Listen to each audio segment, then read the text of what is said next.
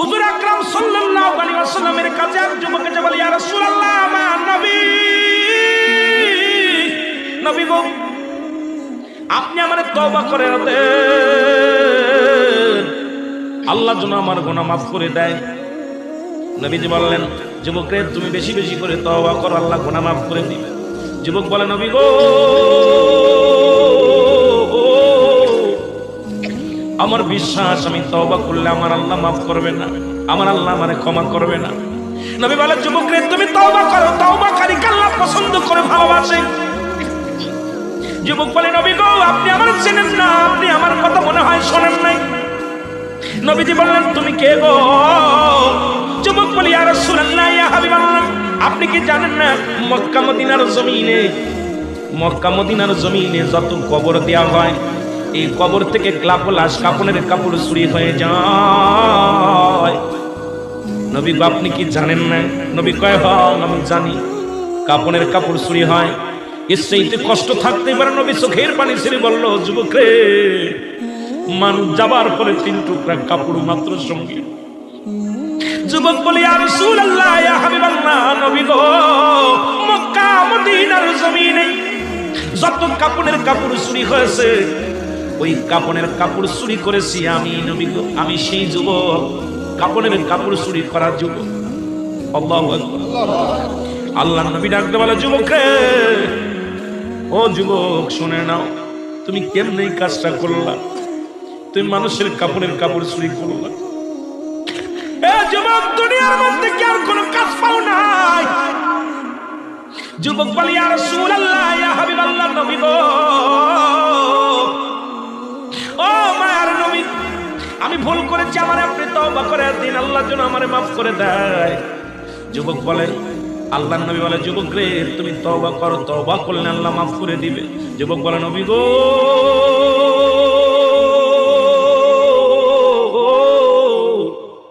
আমার বিশ্বাস এই জমিনের মধ্যে আমি তওবা করলে আমার গুনাহ মাফ হবে না, কারণ আমি এত বড় পাপী, আমি এত বড় অপরাধী। আল্লাহর নবী কয়, যুবক রে, তুমি তওবা করো, তওবা করলে আল্লাহ তোমারে মাফ করে দিবে। যুবক বলে, নবী গো, মায়ের নবী, আমার মতো পাপীরে আমার আল্লাহ ক্ষমা করবে না। আল্লাহর নবী বলে, যুবক রে, তুমি তওবা করো, তোমারে মাফ করে দিবে আমার আল্লাহ। যুবক বলে, নবী গো, আমি শুধু কাপড়ের কাপড় চুরি করি নাই। নবী গো, মক্কা মদিনা অনেক দিন যাবত মানুষ মরে না, অনেক দিন যাবত মানুষ ইন্তেকাল করে না, আমিও কাপড়ের কাপড় চুরি করতে পারি না, আমার ব্যবসাটাও ভালো হয় না। হঠাৎ শুনতে পারলাম পার্শ্ববর্তী এলাকার মধ্যে একটা মহিলা মারা গেছে, সুন্দরী এক যুবতী মারা গেছে। আমি দৌড়ে গেলাম, নিজে তার জানাজায় শরীক হলাম, দাফনে শরীক হলাম। সারাদিন অপেক্ষা আছি কখন রাত নেমে আসবে, কাপড়ের কাপড় চুরি করবো। সব মানুষ যখন রাত্রে খাওয়া দাওয়া করে নিঝুম হয়ে গেল, আমি আস্তে আস্তে করে গোরস্থানে ঢুকলাম। গোরস্থানে ঢুকিয়া আস্তে আস্তে করে কবরের মাটিগুলো সরাইলাম, কবরের মাটি খুঁড়িয়া, নবী গো, আল্লাহর নবী দেখতে বলে, যুবক, তুমি কি শুনাইলা? যুবক বলে, মায়ার নবী গো,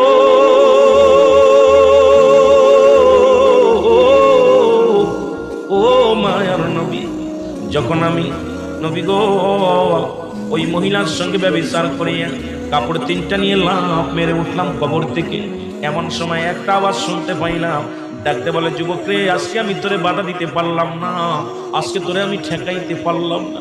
ও যুবক, আমার সনে জন্যায় করি, জীবনে কোনো বেগানা পুরুষ আমার জীবনে আসে নাই, আজকে তুই আমার সনে জন্যায় করলি, আমি আল্লাহর আদালতে মামলা দিলাম, আল্লাহ যেন কোনোদিন তোরে ক্ষমা করে না। তোরে বল, আল্লাহু আকবার।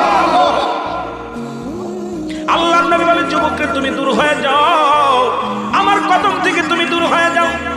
এত বড় অপরাধ তুমি করেছো, এত বড় অন্যায় তুমি করেছো, আমার কদম থেকে দূর হয়ে যাও। যুবক বলে, নবী গো, আপনি রহমতের নবী, আমারে দূরে ফেলে দিবেন না। মার নবী, আমি শুনেছি আদম নবীর কাছ থেকে ঈসা নবী, ঈসা নবীর কাছ থেকে ইব্রাহিম নবী, ইব্রাহিম নবীর থেকে মুসা নবী, সব নবীর থেকে পারদর্শিতা করবে, একমাত্র আপনি হবেন উম্মতের কান্ডারি। নবী গো, আপনি হলেন একমাত্র দরদি, আপনার কদম থেকে যদি আমার ফিরে দেন, কোথায় যাবো রে নবী, কোথায় যে হাত পাতবো, কোথায় যে সাহায্য পাইব? আমার নবী বলে, দূর হয়ে যাও, তোমার মুখটা আমি দেখতে চাই না। চলে গেলেন যুবক কাঁদতে কাঁদতে, একটা দিন নয়, দুটি দিন নয়, 40টা দিন চোখের পানি ছেড়ে কাঁদে। গাছের লতা পাতা খায়, গায়ের মধ্যে পোকা হয়ে গেছে, চোখের পানি পড়তে পড়তে চলের মধ্যে গা হয়ে গেছে। আমার দাদু ভাইয়েরা, ও আমার দরদি বন্ধুরা, শুনে যান, সমস্ত গায়ের মধ্যে পোকা হয়ে গেছে, কঙ্কাল হয়ে গেছে, দেহখানা শুকাই যায়। কান্দার বলে, আল্লাহ তুমি আমার মাফ করে দাও, আমি পাপী, আমি অপরাধী, আমার তুমি মাফ করে দাও, কবরে কান্দায়ও না। আল্লাহ, মানুষের প্রথম বিপদ হলো মরণ, দ্বিতীয় বিপদ হলো কবর, তৃতীয় বিপদ হলো কিয়ামতের ময়দান। আল্লাহ, একটার সাথে একটা বড় বিপদ, তুমি আমার মাফ করে দাও, আমার তুমি ক্ষমা করে দাও। আল্লাহ, ও আল্লাহ, তুমি আমার মাফ করে দাও। কাঁদতে কাঁদতে যুবকের দেহখানা কঙ্কাল হয়ে গেলেন। এলহাম আলো, যুবকরা আর কান্দিস না, তোর চোখের পানি আল্লাহ সইতে পারে না। যিনি আসমান জমিনের মালিক, এই ভূখণ্ডের মালিক, যিনি চূর্ণ বিচ্ছিন্ন করে দিবে জমিনটা, আল্লাহ বলে, কুল্লু মান আলাইহা ফান, সব কিছু শেষ করে দিবে আমার আল্লাহ। আল্লাহ বলে, বান্দারে, এই জমিনটা চূর্ণ বিচ্ছিন্ন করে দিব আমি, এই জমিনের মাটিগুলো পুড়ায় তামা বানায় দিব আমি, এই জমিনের যত পানি আছে পানিগুলো পুড়ায় ছাই বানায় দিব আমি। আমি আল্লাহ, যেদিন কিচ্ছু বলতে কিচ্ছু থাকবে না, সেদিন থাকবো শুধু আমি। আমার কথা না, কোরআনের কথা শুনে না। আল্লাহ বলে, কুল্লু মান আলাইহা ফান, সব কিছু শেষ করে দিবে আমার আল্লাহ।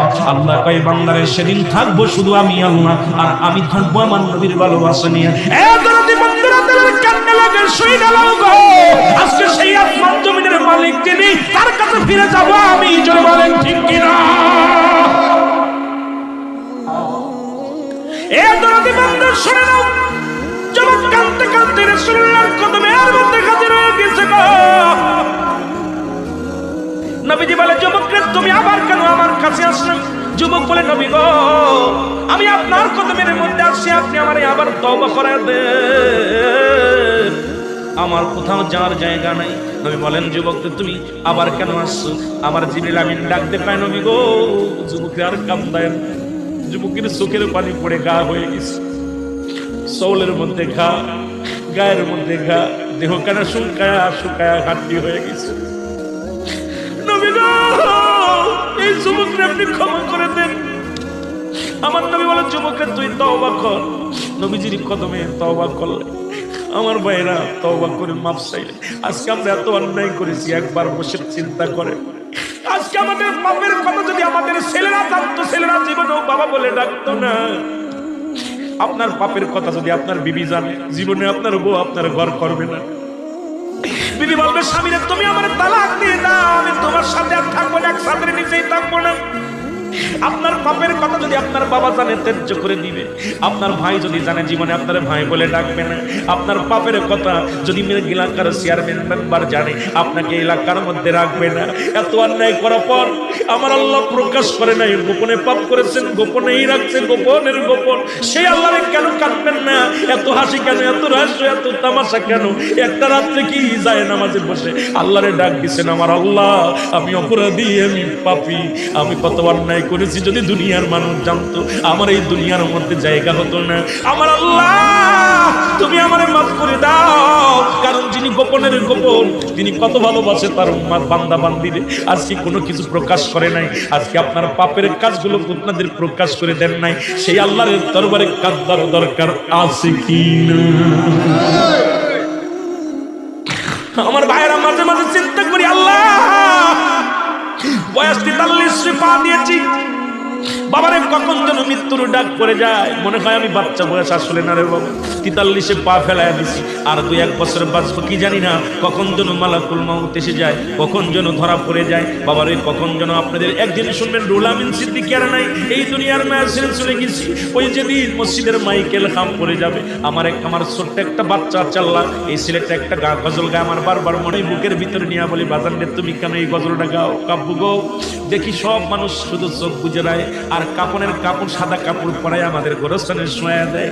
এ মুসলমান, মাত্র 3 বছর বয়স ছিল ছেলে। আমার দাদু ভাইয়েরা কয়েকদিন আগে চাচা মারা গেল। ছোট ভাই আমার সঙ্গে আমাদের মেহেদি হাসান ছিল। সন্তানরা এত টানিয়া খালি বারবার কবরের পাশে দাঁড়ায়। আমি কাব্বু তুমি আমার কোলে আসো, কাব্বু কেন শুয়াইলো? এই যে ও আমাদের মতো কাপড় কেন পরে নাই, সাদা কাপড় পরাইয়া দিছে আর গজলটা গা শুরু। এর মুসলমান পাটা কবরে চলে গেছে, এখন দুনিয়ার পিছে পিছে করছে। ও তোর পিছে পিছে করছে সমন, কোন দিন গলায় পড়বে বেরি। দেখ না মন জাত মারি দুনিয়াদারি। আমার আল্লাহ বলেন কুল্লু নাফসিন জায়কাতুল মাউত। আমার রাসূল কি বলে? দলিল মিরকাত শরীফ মিরকাতের 10ম খণ্ড 722 নম্বর পৃষ্ঠা, তাফসীরুল বায়ান 5ম খণ্ড 524 নম্বর পৃষ্ঠা। আমার নবী কালা ইন্নাহু ইয়াল্লাহি, আল্লাহর দ্বারা মাহবুব বান্দা হয়ে যায়, লা ইয়ামুত, তারা মৃত্যুবরণ করে না। আল্লাহ কয় প্রতিটা প্রাণীর মৃত্যু স্বাদ গ্রহণ করতে হবে। আমার নবী কয় যারা আমার প্রিয় মাহবুব বান্দা হয়ে যায়, আমার আশিক, আমার পাগল হয়ে যায়, এই দুনিয়া থেকে তাদের মৃত্যু নাই। বাবারে বড় আশ্চর্যজনক মনে হয়। এই কথা কেন আপনাদের মনে আসে না? কেন এত দুনিয়া দুনিয়া নিয়ে? এই দুনিয়ার মানুষ শুনে নাও, নবী বলছে বালকুয়া কেলাও। এই দুনিয়াটা হলো পচা দুর্গন্ধ মরি। মানুষের চরিত্র হলো বাদামরে কুকুরের চরিত্র। কুকুর যেমন মরি পাইলে খুশি হয়, এক পা কবরে চলে গেছে, সুদ ঘুষের মধ্যে আসি, এখনো জমা জমি নিয়ে হাঙ্গামা মারামারি, দুনিয়ার ছেলে মেয়ে নিয়ে হাঙ্গামা করছি। দাদুরে কখন যেন ডাক পড়ে যাবে, মসজিদে হাম করে যাবে, আর আপনি না। তাহলে দুনিয়ার মধ্যে কি করলেন, কি নিয়ে যাওয়া কবরে? ওই কবরের পুলিটা করার দরকার আছে কি না? এই জন্য আল্লাহ কি বলে দেখেন না, আল্লাহ বলেন ইয়া আইয়ুহাল্লাযীনা আমানু সাল্লু আলাইহি ওয়া সাল্লিমু আল্লাহ যদি বলতে আইয়ুহান নাস, নাস শব্দের অর্থ মানুষ।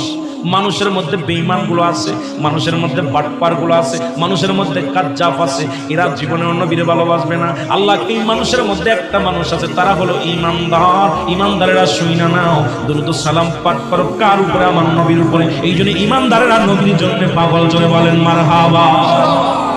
ইয়া রাসূলুল্লাহ ইয়া হাবিবাল্লাহ,